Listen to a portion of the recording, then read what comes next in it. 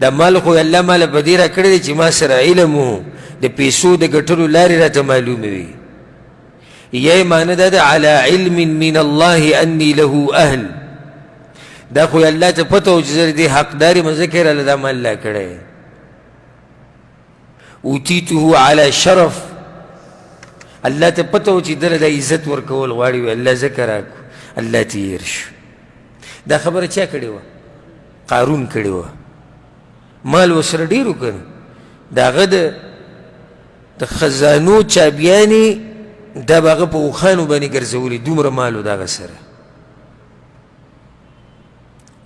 او قوم ورته دا ووایي وی دا خوشحالي د تکبر دا خوشحالي ګوره مه کوه، د الله دغه خوشحالي نه ده خوښه د دې تکبر ده. او ته انما اوتیته علی علم عندي، داسې نه دی میلاو شوی، موږ سره مهارت و، موږ دماغ استعمال کړي دي. بعض وی که نه خولم تو یې کړې ده، خوله وینه مو یې ګډه وړه کړې ده، بس سوی او هغه اصلي ورکوونکی د دې نعمت هغه ته څه شي؟ هغه تېر شي. تا ته وایي نه مؤلف رحمه الله وایي دا توحید نه شو بیا ستا ده. ها که ته وجه ذکر کړې، یو سبب ذکر کړې، اول الله ذکر کړه بیا دا سبب ذکر کړه، ورسره دا عقیده به هم ساتې چې دا سبب جوړونکی هم څوک دی؟ دا هم الله دی. نو خبره ټوله د چا په لاس کې ده؟ خبره ټوله د الله په لاس کې ده.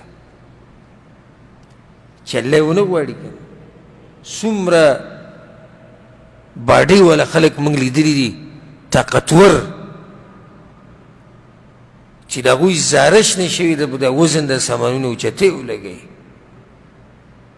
او غریب ته 3 ټیمه روټۍ نه میلاویږي د ورځې. او داسې پکې موږ پېژنو چې خپل نوم نشي لیکلی، اوس هم ګوته لګوي، چې کوم ځای کې دستخط راشي نو څه کوي؟ ګوته لګوي، او هغه کروڑپتی لکپتی دی. او داسې ډاکټران او انجینران زه په خپله پېژنم چې هغوی دیاړیانو له ځي، او ډګریانې او شهادې هغه په بریکیز کې پرتې دي او بس پرتې. ټوله مسله د رزق د تقسیم، چاله څه ورکول چاله نه ورکول، دا د چا په لاس کې ده؟